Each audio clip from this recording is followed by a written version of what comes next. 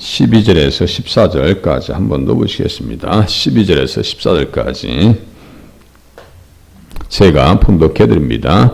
깨달은즉 그는 하나님께서 보내신 바가 아니라 도비아와 산발랏에게 뇌물을 받고 내게 이런 예언을 함이라.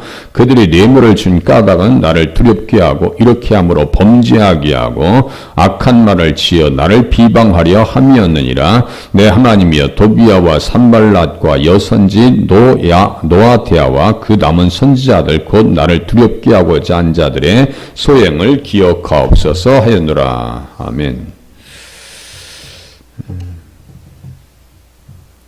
빌립보서 3장 1절에 보면 사도 바울이 다음과 같이 얘기합니다. 끝으로 나의 형제들아 주 안에서 기뻐하라.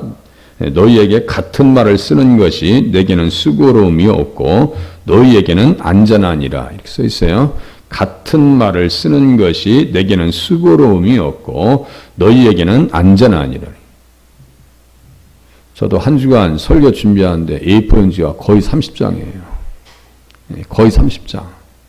그런데 새벽 예배 또 하죠. 기본적으로 거의 10페이지예요. 하루 준비하는 분량이. 그럼 한 주간 동안 거의 100페이지를 하네요. 이번 주에는 세미나 준비하느라고 마태복음 11장이 거의 70페이지예요. 다음 주에 또 세미나 준비해야 되는데 300장이에요. 그러면 작업 양이 많겠어요? 적겠어요? 370에다가 470장이네. 그러니까 바쁜 거예요. 바빠요. 예. 시간에 쫓기죠. 예. 일에 치이죠. 이것만 있냐고요. 또 샤시 공사 또 이번 주에 해왔죠.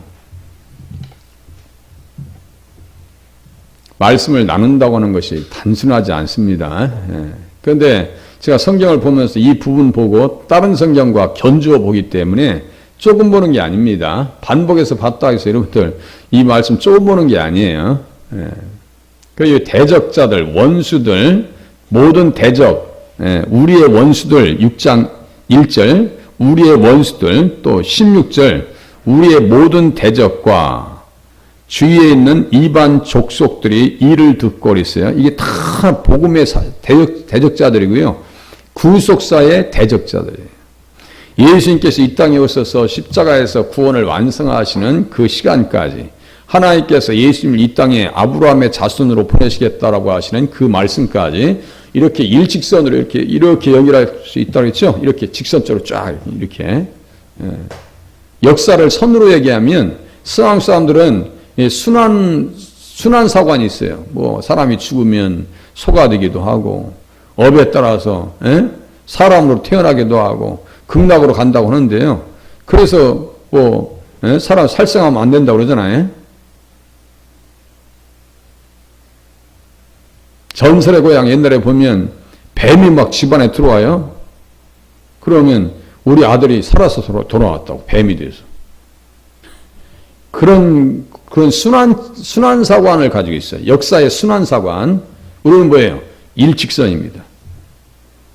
그냥 목적을 향해서 그냥 달려가는 거예요. 기독교의 역사관은 그렇습니다. 그러니까 기독교 역사관이 맞는지 세상 사람들의 그 업보에 따라서 전생에 다시 태어나고 이게 순환사관이 맞는지 한번 생각해 보세요. 뭐 어디가 맞아요? 기독교가 맞는 거예요. 예수님 오시는 날까지 달려가야 되는 거예요.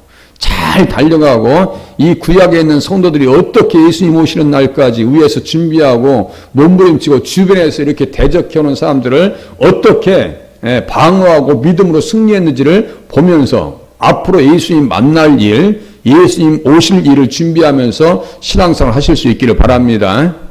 생각해 보세요. 예수님 만날 일 있어요? 우리가 죽으면 어디 가요? 예수님 앞에 가지고 어디 가요? 우리가 살아있을 때 예수님 오시면 재림하시는 예수님 만나죠?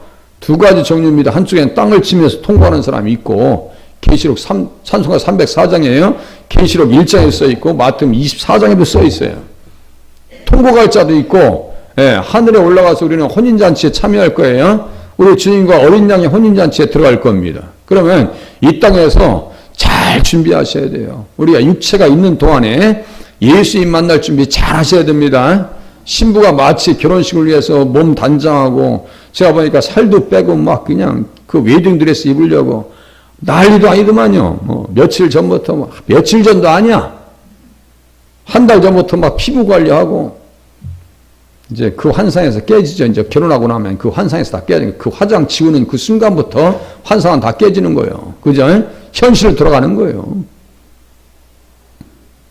우리는 예수님 이 땅에서 만날 준비해야 돼요. 영적으로 잘 단장하고 속사람을 단장하셔야 되는 거예요. 그건 뭐예요? 말씀으로 잘 듣고 이해하고 깨닫고 말씀대로 살면 천국입니다. 천국에서 말 그게 현실이요. 우리의 현실입니다. 믿지 않는 사람들의 현실은 어디예요? 영원한 지옥입니다. 뇌물 가지고도요. 얼마든지 천국과 지옥을 얘기할 수 있어요. 이 뇌물을 써가지고 말이죠.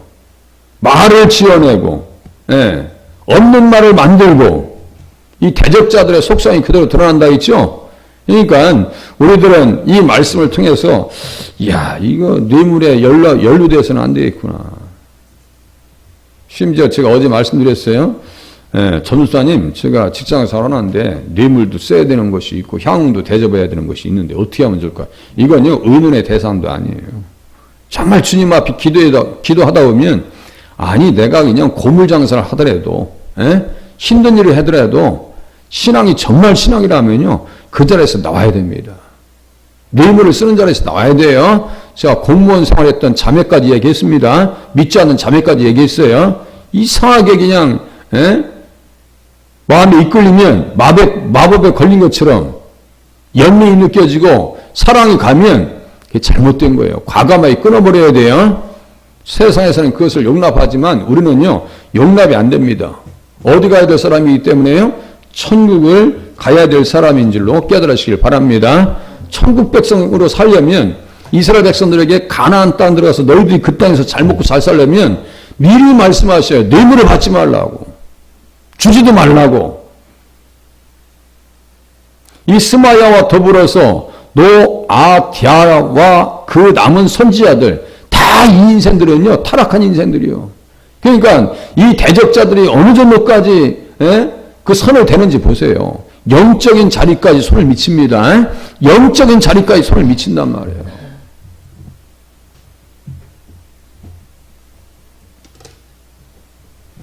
거짓된 풍설을 퍼뜨리지 말며 거짓말을 멀리하고 너는 뇌물을 받지 말라 그랬어요. 뇌물을 받지 말라고. 출애굽기 23장 8절 뇌물 받지 말라고. 거짓된 풍설을 퍼뜨리지 마. 이 사람들 어떤 풍설을 터뜨렸어요?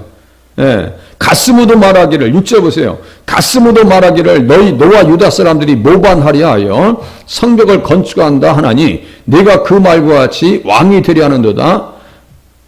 또 네가 선지자를 세워 예루살렘에서 너를 들어 선전하기를 유다에 왕이 있다 하게 하였으니 지금 이 말이 왕에게 들린지라. 없는 말을 만들어 버린단 말이에요. 대적자들의 특징입니다.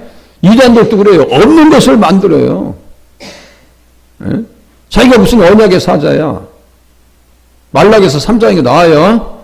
나의 사자, 언약의 사. 나의 사자라고 하는 것은 세례 요한을 얘기하는 거고 언약의 사자라고 하는 것은 예수님을 이야기하는 거예요. 그러니까 말씀을 잘 이해하고 한 구절을 정확하게 알려고 몸부림치셔야 되는 거예요.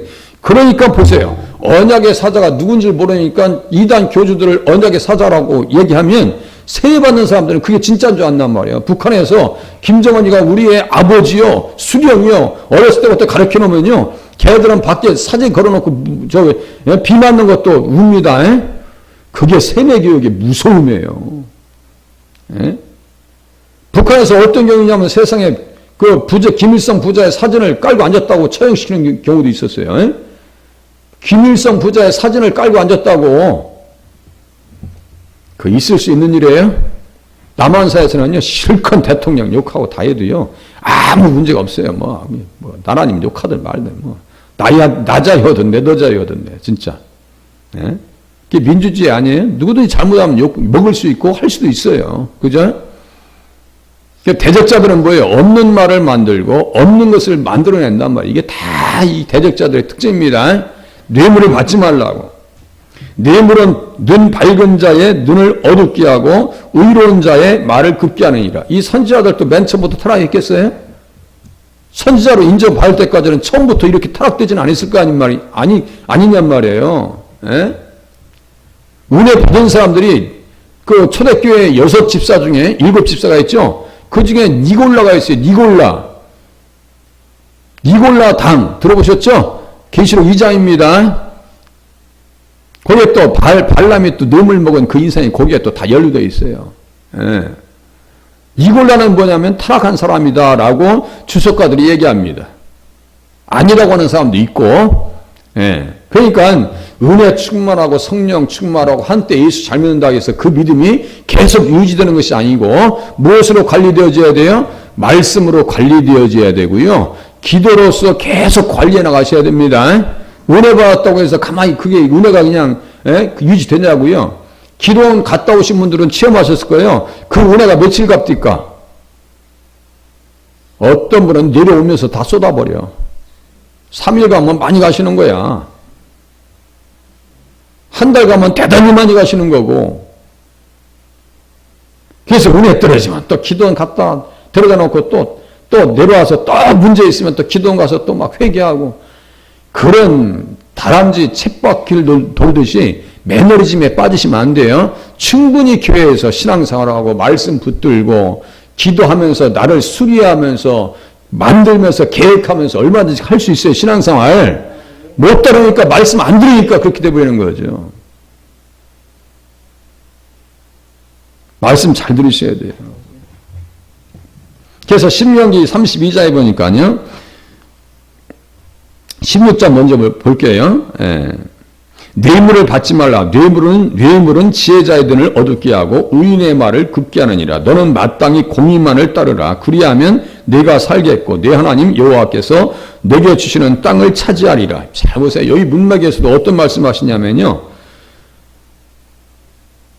마땅히 공의만을 따르라. 그리하면 내가 살겠고. 공의만을 따른다는 건 뭐예요? 예수 잘 믿으라는 얘기예요.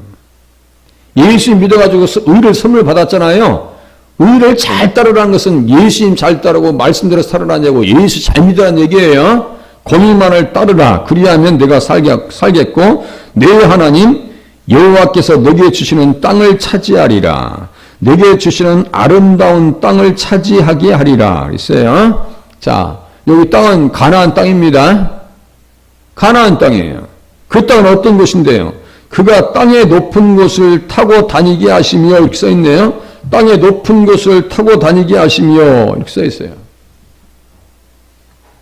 천국 백성으로 살려면 뇌물과 연루되어져서도 안 되고요. 거짓을 퍼뜨려서도 안 되고요. 없는 말을 만들어서도 안 되고요. 그죠? 항상 조심해야 돼요.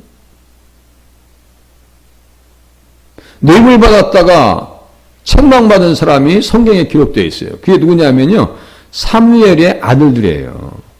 사무엘의 아들들 잘 했으면 아버지만큼만 됐으면 인정받고 사랑받았을 건데 제가 읽어드릴게요. 장자의 이름은 요엘이요. 사무엘의 장자 이름은 요엘입니다. 차자의 이름은 아비아라. 그들이 부엘세바에서 사사가 되니라. 참 사사를 만들어놨어요. 이게 재판관입니다. 사사들은 재판관이에요. 통치자요. 사사가 됐어요. 그의 아들들이 자기 아버지의 행위를 따르지 아니하고 이익을 따라 뇌물을 받고 판결을 굽게 하느니라. 사사들은 좀 전에 말씀드렸어요. 재판관입니다. 판결을 굽게 했어요. 뭐를 받고요? 뇌물을 받고. 바보 같은 사람들이. 아버지가 어떻게 살았는데? 아버지가 어떻게 살았는데? 신명기 27장에 있는 말씀입니다. 예. 무지한 자를 죽이려고 뇌물을 받는 자는 저주를 받을 것이라. 저주를 받을 것이라 했어요. 모든 백성은 아멘 할지니라. 신명기 27장 25절에요. 이 저주를 푸는 길도 십자가입니다. 얼마든지요. 예수님의 십자가를 얘기할 수 있어요. 그러면서 이 율법의 말씀을 실행하지 아니하는 자는 저주를 받을 것이라 할 것이요. 모든 백성은 아멘 할지라 그랬어요. 저주를 받을 것이라 그랬어요. 행여나 우리가 과거에 그런 일이 있다면 이 저주를 어떻게 풀어낼까요? 갈라디아서 3장 펴보세요. 이제 예수님 또 한번 만나보고 가셔야죠. 갈라디아서 3장. 갈라디아서 3장.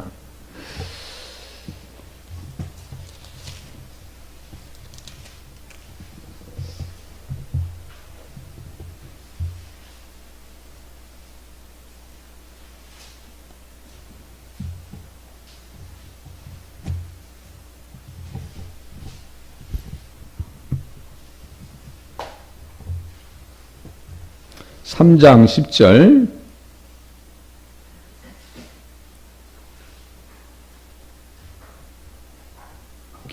무릇 율법 행위에 속한 자들은 저주 아래 있나니 기록된 바 누구든지 이 율법책에 기록된 대로 모든 일을 항상 행하지 아니하는 자는 저주 아래 있는 자라 하였습니다. 이 말씀이 어디에 있는 말씀을 인용했냐면요, 신명기 27장 26절의 말씀을 그대로 인용해 놨습니다. 자, 좀 전에 읽어드렸어요. 그리고 그 앞에 뇌물이 나옵니다. 그럼 저주받으면, 율법 아래 있으면 천국 가요, 지옥 가요? 율법 아래, 죄 아래, 정죄 아래, 심판 아래, 이거 다 똑같은 말입니다. 심판 아래, 정죄 아래, 율법 아래 같은 말이에요. 율법 아래 갇혀져 있다는 얘기예요. 율법은 뭐예요? 율법에 쏘는 것은 죄요, 죄의 권능은, 사망에 쏘는 것은 죄요, 죄의 권능은 율법 이렇게 써있죠? 고린도전서 15장 끝에쯤 나와요. 그래서 율법 가지고 천국 못 가요. 율법 가지고 천국 가는 것이 아니라 믿음 가지고 천국 갑니다. 이 잘 이해하셔야 돼요. 여기 써있잖아요. 여기 써있죠. 저주 아래 있다고 써있죠. 율법 아래 저주 아래 똑같은 얘기 지금.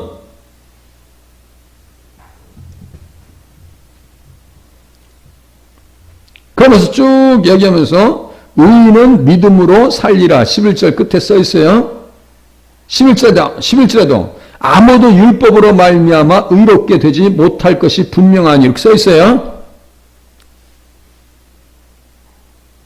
13절 그리스도께서 우리를 위하여 저주를 받은 바 되사 율법의 저주에서 우리를 속량하셨으니 기록된 바 나무에 달린 자마다 저주 아래 있는 자라 하였습니다. 그러니까 뇌물과 관련되어서 살았다 할지라도 예수님 앞에 나오면 그 저주가 어떻게 된다고요? 풀어진다고요. 그래서 옛죄에서 자유하셔야 돼요. 어떤 분들은 교회를 다니시면서도 옛날 지었던 그 죄에서 자유함을 얻지 못해요. 지금 그 죄 가운데 있지는 않으면서, 뭐 남녀간에 있는 문제, 무슨 세상에 있었던 법적 문제 다 지나갔어. 예수 믿었어. 그러면요, 거기에서 양심이 자유하셔야 되거든. 그런데 거기에서 빠져나오지 못하시는 분들이 꽤 돼요. 그 아픔과 상처에서 헤어나오지 못해요. 그게 현재 진행형이야, 보니까. 아니, 믿음이 좋다고 하시는 분들도 그래. 제가 어떤 분 보니까. 이건 아니요. 어떻게 하셔야 되냐면, 요셉과 같이 하셔야 돼요. 요셉은요, 저 형제들이 자기를 팔아먹었어요. 그럼 속에서 불이 나갔어요, 안 나갔어요? 형제들 생각하면.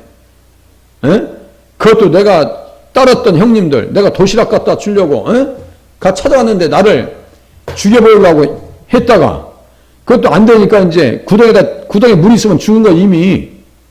그죠? 구덩이에 물이 있으면 죽은 거예요. 끄집어냈어요. 죽이면 이제 참아. 그러니까 그냥 그 상인들한테 팔아버립시다 해가지고 은 20에 팔은 거 아니에요? 그 예수님의 모습이 거기 나온단 말이에요. 그러면 여러분들 생각해봐요. 자기가 사명이 자기의 위치를 망각했더라면, 자기의 역할이 뭔지를 몰랐더라면 요셉은요 징호 가운데 있어가지고 감당이 안 됐을 거예요. 그런데 그 징호를 극복하기 위해서 아들의 이름을 제가 무엇으로 정했다고, 무엇으로 이름 줬다고 했어요? 므낫세. 므낫세 이름의 뜻이 뭐라 했어요? 잊어버린다는 뜻이에요. 잊어버린다는 뜻이에요. 형제와 가족의 일을 내가 잊어버리라. 이게 무슨 말일까요? 내가 용서하리라. 용서하리라. 왜? 이스라엘에게서 예수님이 오셔야 되고, 한별 한규가 되시는 예수님께서 이스라엘에게서 태어나셔야 되기 때문입니다. 그걸 알아요. 그래서 창세기 45장 7절입니다. 그 말씀이. 다 예수님과 연결됩니다. 그 말씀 또 볼게요. 창세기 45. 이거 다 암송 구절이에요. 창세기 45장 7절. 제가 성경 조금 보는 게 아닙니다. 지금 머리가 그냥 꽉 찰 정도로 말씀 같이 보고 있는 거예요. 창세기 45장 7절.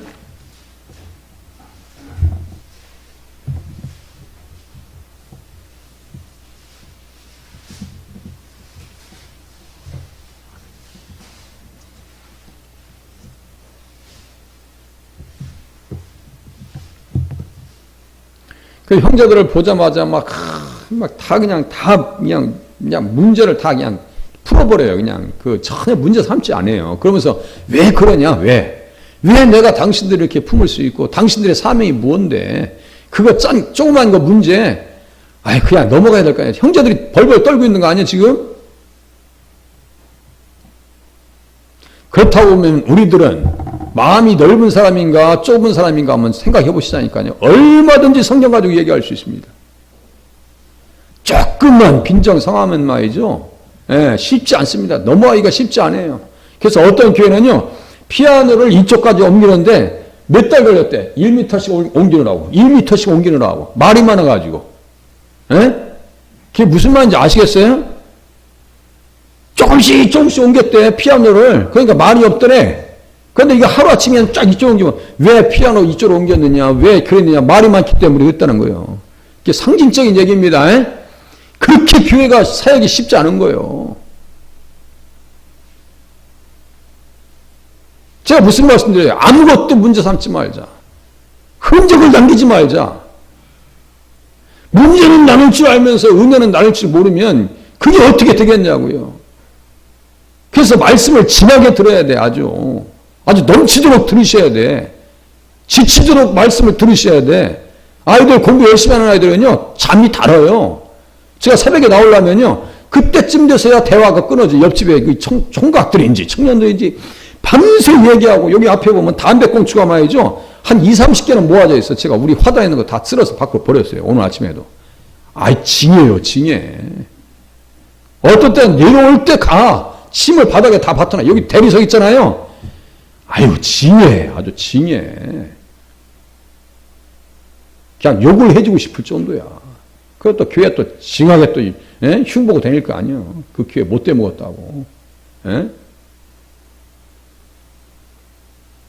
단순하지 않아요. 자, 창세기 45장 7절 보세요. 같이 한번 읽으시겠습니다. 다 같이 시작. 하나님이 큰 구원으로 당신들의 생명을 보존하고 당신들의 후손을 세상에 드시려고 나를 당신들보다 먼저 보내셨나니. 우리가 죽으면 안 돼. 우리가 없어지면 안 돼. 흉년해서 끝나버리면 당신들의 후손을 이 땅에 두심을 통해서 어떻게 하시겠다는 거예요? 이스라엘에게서 한별 한규가 야곱에게서 나오시며. 무슨 말씀인지 아시겠어요? 이스라엘의 존재 이유예요. 그래서 언약의 자손이라고 하는 거예요. 이스라엘 백성들을. 언약의 자손. 무슨 뜻인지 아시겠어요? 언약의 자손이요. 언약을 실천하고 언약을 감당해야 되고 그 언약에 따라서 예수님께서 이 땅에 이스라엘 자손들의 육신의 자손으로 이 땅에 오셔야 되는 거예요. 얼마든지 말씀드릴 수 있어요. 그러니까 요셉은요, 아무것도 문제 삼지 않습니다. 다 품어줘요. 우리 각 사람들이 그런 마음만 있더라고 하면은 제가 하나도 눈치 안 보고 성경 공부만 매진하고 새벽에도 어떤 때는 1시간 동안 하고 싶어요. 근데 더 이상 하면 또 이제 혼날 것 같으니까 오늘 여기서 끝내야 될 것 같아요. 예수 잘 믿자고요. 아시겠죠? 예수 잘 믿으세요. 기다리겠습니다.